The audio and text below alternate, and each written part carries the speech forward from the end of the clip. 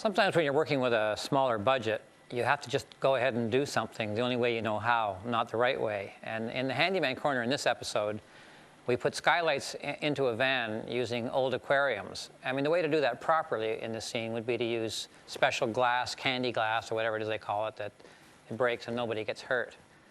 We couldn't afford candy glass. Luckily, nobody got hurt, and believe me, it was all luck. It's the new Red Green Show! And now, here's the man who puts the down and down home, the town and downtown. Your hero, my Uncle Red Green!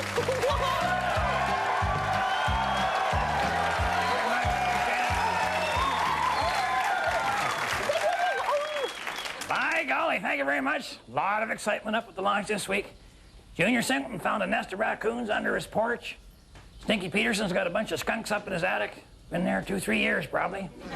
And it looks like old man Sedgwick's got a mess of weasels in his bed. He's got weasels in his bed? No, but it looks like it. I'm thinking 2 words, laundry day there.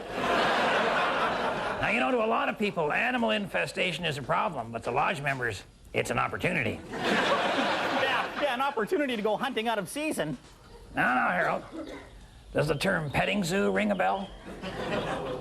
No, but it does sound an alarm.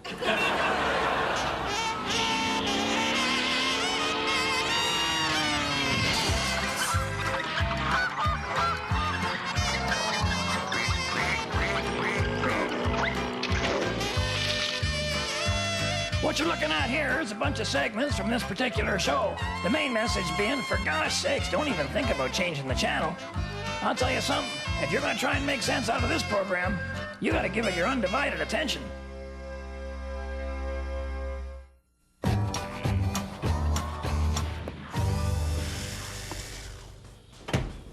Well, in about 20 minutes, the Possum Lodge Petting Zoo will be open for petting. The guys are just putting the finishing touches on the animal pen. Buster Hatfield found a bunch of snow fence just standing in the middle of a field. It's amazing what people leave lying around their property. Uncle Red, you know, maybe it's just me, you know, but I don't think that raccoons, weasels, and skunks are the best choice for a petting zoo. What if somebody gets bitten or sprayed?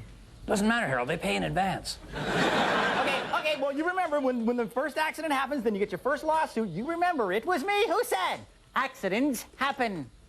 I bet your parents taught you that one, didn't they? Nobody warned them, did they, huh? Oh, well, have you know that both my parents are very fond of me? Well, I'm sure they are, Harold. And that's exactly the human instinct we're tapping into with our petting zoo. Well, nobody gets to pet me. Oh, you just haven't met the right woman, Harold. Or the right species. Well, now, later on in the show, on the Adventures with Bill deal, we're going to be doing some bungee jumping, but it's just a little bit of a preview here. I had driven up. He told me to meet him at the cliff, because, oh, he'd already, no, Bill, come on down, come on. No, I don't want, Bill, I don't want a guide. No, you come. All right, you know, if the mountain won't come to, well, you know. So I got up there, this is later that week, and look, where the heck's Bill now? Bill? Probably had a nap, probably went for running to lay down behind a tree there, you know. Wait, what? Oh, for gosh sake, he went, see what, you know, communication is such a big,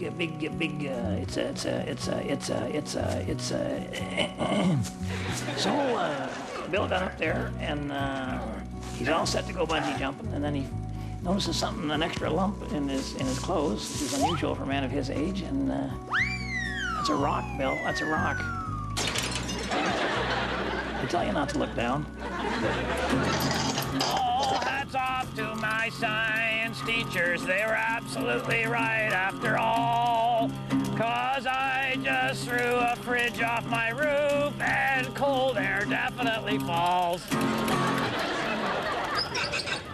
Today's grand prize is supplied by the Longshot Family Restaurant. Potatoes, vegetables, and a leg of fish. Remember, if it's a good meal, it's a long shot. Okay, Uncle Red, you have 30 seconds to get Buzz Sherwood to say this word. Buzz, okie dokie. The word is breakfast. And go. Hi, Buzz. Okay, the first meal of the day is lunch. You know, I'm talking about like you get up in the morning, you know. Oh, I don't get up in the morning. All right, well, when you get up, You know, the first thing you eat is... Chip and dip. No, well, I'm talking bacon and eggs. Folk singers. Folk singers? Yeah, I was in a duel with a girl. We called ourselves Bacon and Eggs. I was bacon and she was eggs. Over easy. Time's almost up. All right, Buzz. On your birthday, your girlfriend brings you something in bed. You want me to say that? No. Okay, all right. Clear your mind. Think movies. Something at Tiffany's. Drug bust. Yeah, it was a grade 10 graduation, right? We had this great party. We went all night long. And then we said, hey, let's sit down and have some breakfast. And then the cops came in and...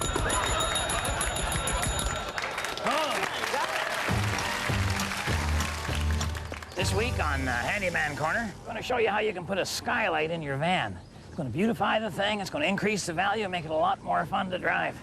Heck, it's such a great idea, I'm almost tempted to try it on my own van. But who am I kidding? Let's get the bugs out first by doing it on Buster Hatfield's van.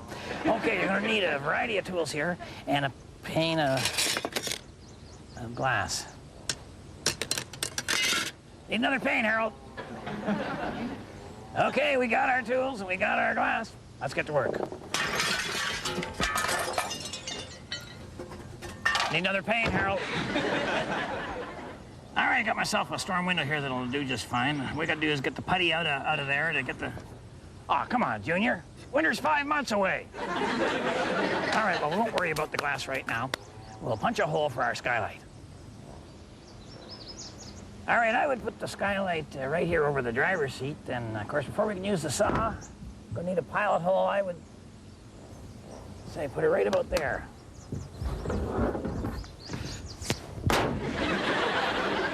Or there.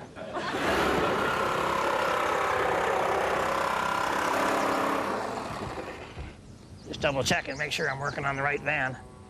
Yeah, it's not mine. All right, there's the hole for our skylight. I'm just laying in a bead of caulk in there. You don't want rain dripping down the back of your neck. Of course, I guess it won't bother you so much if you first had caulking dripping down the back of your neck. All right, let's get the glass. All right, now the difference between a handyman and a hobbyist is, well, the ability to take someone's hobby and turn it into something handy. The handy thing is a van skylight. The hobby thing is an aquarium. So find yourself an empty aquarium, or empty yourself a found aquarium.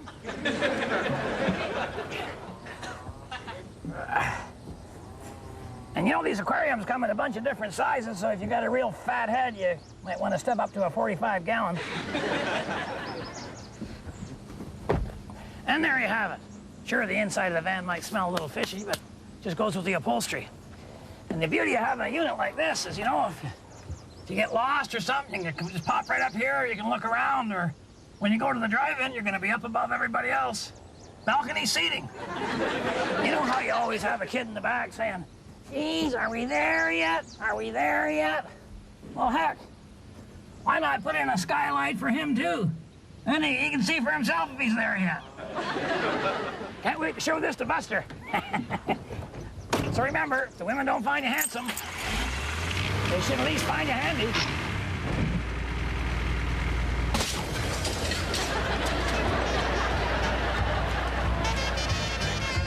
Stay tuned and relax. Whatever this is, we got a lot more of it. You know, I want to talk to you kids about something I was thinking about the other day.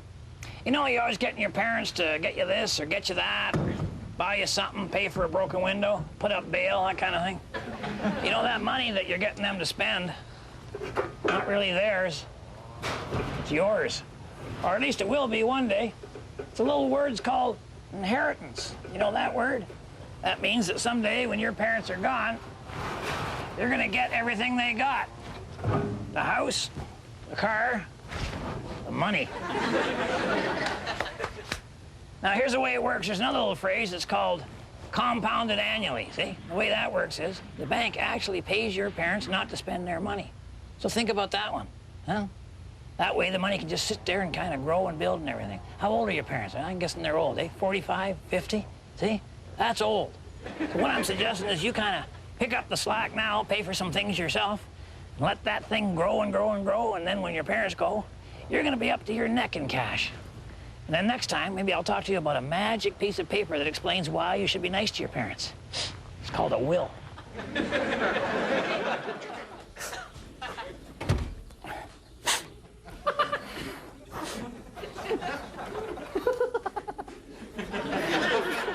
So, Uncle Red, how's the petting zoo going? Good, fine. Learned a lot. What sort of thing, for example? You know, because you're never too old to learn, obviously. And what was today's lesson learned in the twilight years of your productive era? All right, well, first of all, let's recognize how difficult it is to be an entrepreneur when you got things to deal with like an informed consumer, a truckload of regulations, and wild animals with an attitude. Uncle Red, you know, really, you should have that hand looked at, because wild animal bites, they can lead to all sorts of complications. No, it's not a bite, Harold. I slammed it into the van. I was being chased by one of the animals. I saw that, I did. It was a squirrel, was it not? Little tiny one. Just a baby. It had a lot of spunk, Harold. I was afraid it was going to grab part of my anatomy and bury it for the winter. I warned you, but you guys never take me seriously. No, we don't, Harold, and it's saving your life. Anyway, we've had a rethink on this. We let all the animals go since they'd escaped through the hole in the fence. So now we got a whole new strategy. The world's first drive-through petting zoo. Drive-through? Absolutely. We set up a row of mailboxes, got a dog in each one. You drive up, flip the lid up, drive them down. Just like that. And you believe this is going to be a huge success? Well, it'll give the mailman an interesting day.